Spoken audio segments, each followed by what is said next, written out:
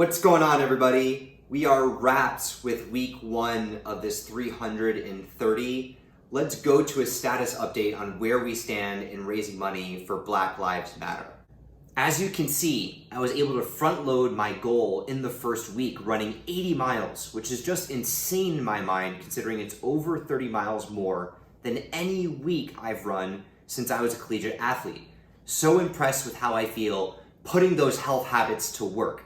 But more importantly, based on those miles run and from what you have pledged up to this point, in just 1 week, we have raised over $4,500.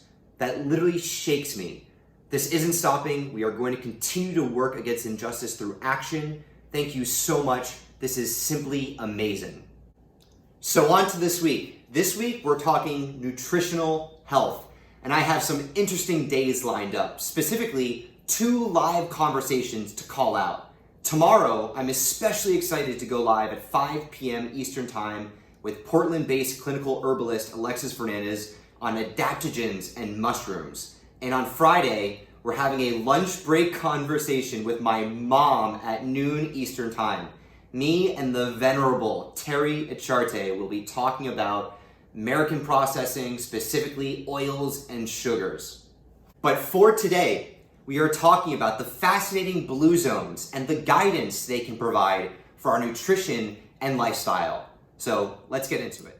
The term blue zone was coined by Dan Buettner to describe the 5 places in the world where people live the longest according to his research. There is no genetic difference between the people in these places compared to you and I. However, each zone shares 9 specific traits, which Dan bashfully coins the Power 9. You can think of these as the hallmark pieces for what underlines the longevity of these blue zones. Now in a time where biohacking and the use of technology for longevity is all the rage, Buettner is more concerned with the time-tested traditions that have helped these communities produce more centenarians than anywhere else in the world. You can see that the Power 9 is divided into 4 sections: movement, mentality, nutrition, and connection. Each intertwines with one another, especially the construct of community, which leads to the first facet of nutrition: wine. All right, we're liking this so far. People in blue zones, except for the Adventists and Loma Linda, consume wine and center it around having a moment with friends and loved ones, the longer living members not having more than 2 glasses per day. Second, these communities eat largely plant-based diets to the tune of above 90% of their consumption is plant-based.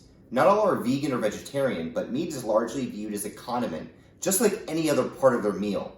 Locally sourced beans, vegetables, and healthy grains tend to make up a sizable portion of each region's diet. Lastly, Hara Hachi Bu, the Okinawan 2,500-year-old Confucian mantra said before meals, reminds residents to stop eating when their stomachs are 80% full. One of the biggest causes of health issues in America is obesity, largely caused by overeating. People in the blue zones eat their smallest meal in the late afternoon or early evening, and then they don't eat anymore the rest of the day. So here's the last thing that I think is important that Buettner always mentions. These communities don't have greater willpower than us.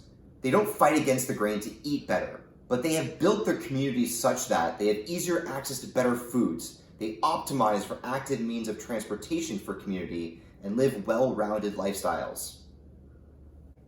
If you want to dive in more, start with Buettner's TED Talk, then move on to the Blue Zone's website. And if you enjoy podcasts, Buettner's on a ton of them.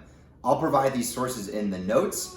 I'm off to the grind now. We will see you tomorrow where we're talking about mushrooms.